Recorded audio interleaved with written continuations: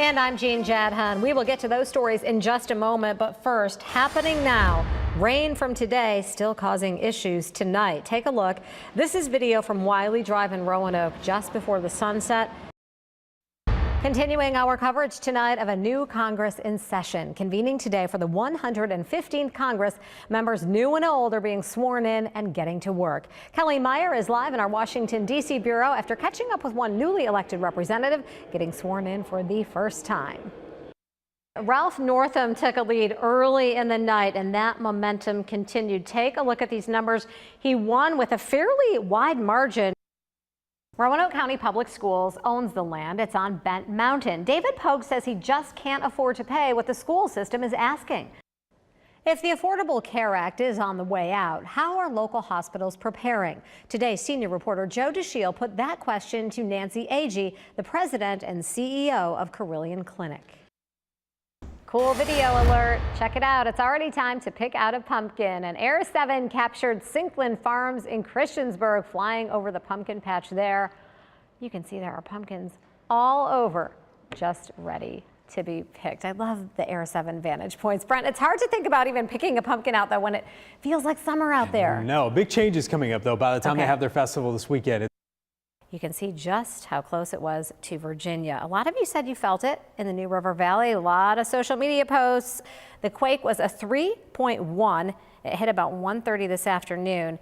Let's head now to Ian Cassette, meteorologist Ian Cassette with more. Ian, I know some folks on Facebook, one woman said windows rattled, another said horses started running. So a ton of people felt this afternoon. For this region. I know a lot of people heard it and felt it too. So we'll be back with you a little bit later. Thanks, Ian. Amtrak is rolling into Roanoke in about 5 weeks. It's coming up soon, and a lot of you are already buying tickets. But police are also keeping an eye on the schedule. WDBJ7 Sarah Maki is here to explain. So, Sarah, tell us where you are for starters. Know about the problem. Right, getting the word out makes perfect sense. Sarah Maki in downtown Roanoke, thank you. Well, after the morning fog, it was a gorgeous afternoon out there. Let's check in with meteorologist Brent Watts. Felt like summer again, and we are officially still in summer, so kind of felt nice out there. I got about another week. Just a few days ago, they say a man walked up to 3 boys and asked them to get in his truck. It all happened here on Hickok Street at a church playground in Christiansburg that is open to the community. WDBJ7's Justin Ward is live at the park now. Justin, is this an area where things like this are known to happen? And yell if this happens to them. Jean? All right, yeah, good lesson for all children to know about. Justin, thank you. And police in Roanoke are investigating a similar incident. This one happened yesterday just before 10 in the morning on Melrose Avenue at Forest Park Academy. That is where a student said an older man in a 4-door red pickup truck followed her to school. She told police the man had followed her around Christmas time last year. Happening now. One Roanoke County mom was the picture of health. You just never expect it when you're fit, young, healthy, just had a baby and everything's fine. Until something went terribly wrong. Her message for new mothers coming up. She had a baby and then not long after had a heart attack.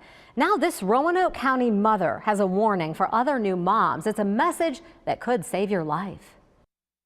In Lynchburg, 2 people are in custody after a pawn shop was burglarized twice in just 1 week. L. Opelman was broken into early Saturday morning and again last night. WDBJ7's Tanisha Watkins is following this story. Tanisha, just in the last 5 minutes, we learned new information about the people involved. For a comment and did not get a response. It makes sense, though, that federal authorities are now involved, being that it was firearms that were taken. Tanisha Watkins, thank you. To the school board. November is not very far away if you are running for governor, and the candidates are beginning to post some big numbers in the fight to fill their campaign accounts. Senior reporter Joe DeShiel is live tonight in Roanoke. Joe, the latest report was a test for the candidates, wasn't it? Opponents, each of them by more than $1 million. That fundraising, such a big part of campaigning these days. Joe, thanks. This is Union Station. You can see a line of buses, all of the people coming into the city to see the inauguration. and people have been streaming in along this sidewalk all morning long as well. You can see the Capitol, it's in the distance there, and a big bus going by now. United States Capitol Police security is tight here, tons of barricades, a lot of people converging on the nation's capital. And we're seeing a lot of vendors out on the streets taking advantage of all of the people who are here, including this guy who's here from Tennessee. What are you selling? Hats, buttons, souvenirs, anything with Trump and Pence on it. You said you've been here since 6 this morning. Yes, what's the biggest seller? Show me. Today has been any of the buttons with Mr. Trump's name on it, the presidential seal, and of course today's date. A lot of festivities today, Donald Trump taking the oath of office, but there were also a lot of protests. More than 100 people were arrested, some were hurt, and there was certainly destruction in several areas of Washington, D.C. today and even now into the evening. We will get to more on that in just a moment, but first, Donald Trump was sworn in as the nation's 45th president. That was certainly the theme of President Trump's inaugural address today, saying this is a transfer of power from the government to the people of America. Trump also led a parade, as you just saw, from Capitol Hill down Pennsylvania Avenue and arrived at the White House just a little while ago. Tonight, though not much time to rest, the president will be going to 3 inaugural balls. Back now, though, to those protests, which are still going on right now in some areas of Washington, D.C. We are told at least 100 people have been arrested. We know that there has been some violence. A report that at least one reporter was punched at one of those protests. Tear gas was deployed at another. Jamie Yuccas is covering it all and has the latest.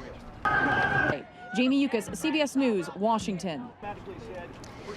WDBJ7's Joe DeShiel was in the thick of some of those protests today. He told me a little bit earlier that there were protesters at the National Mall that were actually blocking some of the Trump supporters from getting into the ticketed area to see the swearing-in ceremony. Joe DeShiel is working on that story. He will bring the latest for you coming up tonight at 6. I also spoke to a reporter from another television station who says a journalist was injured in one of those protests, is expected to be okay, but nonetheless, there has been some violence here in Washington, D.C. tonight. Good evening. I'm Jean Jadhon, live from the campus of Liberty University and Williams Stadium, where President Donald Trump spoke this morning. The president arrived on schedule this morning at Lynchburg Regional Airport. Air Force One touched down a little bit after 9, and then the president joined a motorcade, which included Liberty University's president, Jerry Falwell Jr., which made its way to campus. The president was given an honorary degree, and then he spoke to 50,000 people. Join with me in welcoming. We don't worship government, we worship God. Faith in God, big themes of today's speech. The president also talked about liberty's growth. And yes, the president of the United States, Donald Trump, actually announced the list of teams that the Liberty football team will play this year now that it is a member of the FBS. Zach Glover will have that coming up in sports. I'll give you a little teaser. Auburn is one of those teams. Joe DeShiel talked to students after today's speech to see what they thought about it. He is down on the field at Williams Stadium. Joe, what were students saying? What was their reaction today? Well, Gene, this glad he came. Certainly so, Joe. And I know the president actually thanked the crowd for coming out and voting for him and helping him win the White House last fall.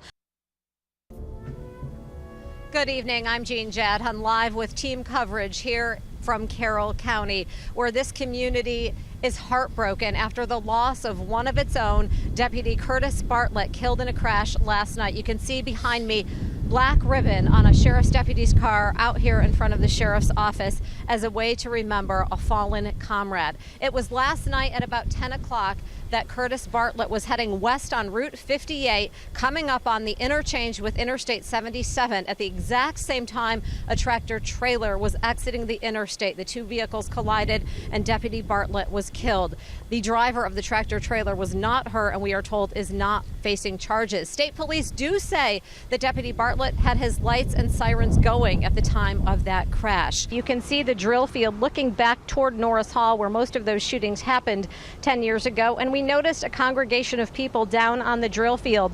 My colleague Eamon O'Mara ran across the drill field to see what was going on. He came back and said, it's yoga. I asked him, is this something that's part of the weekend activities? And yes, it is. Many of us know yoga is spiritual, it's healing, And it also gives people a chance to think about the victims, think about the loss here on Virginia Tech's campus. We will have much more coverage coming up live from here at Virginia Tech. We leave you now with another look at the campus 10 years after that horrible day in 2007. A Roanoke doctor was at the airport just moments before the shooter opened fire. Dr. Gregory Aloof joins me now by phone from Fort Lauderdale. Dr. Aloof, you flew from Roanoke to Fort Lauderdale this morning and had just gone through that same baggage claim area, you say, a few moments before the shootings, correct? Yeah, this is correct, Jean. And where exactly were you then? Yes, we took a Delta flight from Roanoke to Atlanta to Fort Lauderdale, and actually went right into the baggage claim where the active shooter started to wreak havoc minutes later after I'd left. And you said you jumped in a rental car, started heading away from the airport. Then what? What did you hear? Yeah, I just got to the rental car. There were tons of police cars coming in very quickly from the opposite direction. Wow, Dr. Aloof, you just missed this by seconds, it sounds like. Are you shaken up? What are you thinking at this point? Yeah, I'm only 15 minutes. Yeah, I'm a little shaken, but by the grace of God, things are well here, and prayers go out to the families that were affected. Dr. Greg Aloof, traveling from Roanoke to Fort Lauderdale, just missing that shooting by a few moments. Thanks for joining us tonight. Jean, are you a big Jeopardy fan? I love Jeopardy. I love playing Jeopardy. And sometimes the categories, I whiz through them, and other times I don't know one answer in a whole category. What's that? Yeah. So it'll be interesting to see how this teacher did. Yeah. And I also wonder, you think, oh, it always seems easier at home than it does when you're there. But Jeopardy can be tough even when you're at home. Oh, very much so. I'm excited for that interview. Craigslist and other online sales sites, you may have used them. They can be useful when you're trying to find used items cheap. But before you meet the seller, make sure you're safe. Continuing our snow coverage, they are bracing for the most snow in Southside. That is where we find WDBJ7's Sarah Maki live right now. Sarah, what are shoppers picking up there? We know people are mostly stocking up on necessities, right? I'll have the latest at 11 tonight. That makes sense, though. People are getting out of work. They want to get everything they need and head home. Sarah, we'll see you in a little bit. Thanks. Weather is not the only thing causing travel issues at airports across the South. You've likely heard about the shootings at an airport in Florida. WDBJ7's Logan Sherrill joins us now live from the Roanoke-Blacksburg Regional Airport.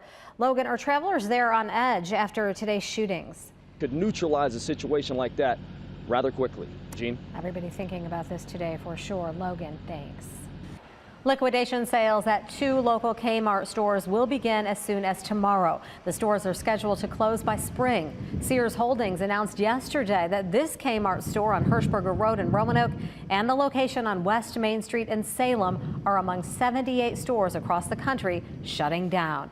Those retailers are among a handful of companies closing stores in our region. The J. Crew clearance store in Lynchburg will be gone by next week. And yesterday we learned Macy's will close its River Ridge Mall store. WDBJ7's Tim Saunders is live outside the mall tonight.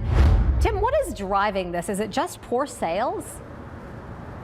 We have some other stories to talk about, though. We're going to downtown Roanoke, where some businesses are facing one big problem, and it has to do with number 2. Yeah, the Virginia Museum of Transportation says they've been dealing with a number of people who let their dogs do and don't clean it up. They attribute it to the rise in downtown apartment living.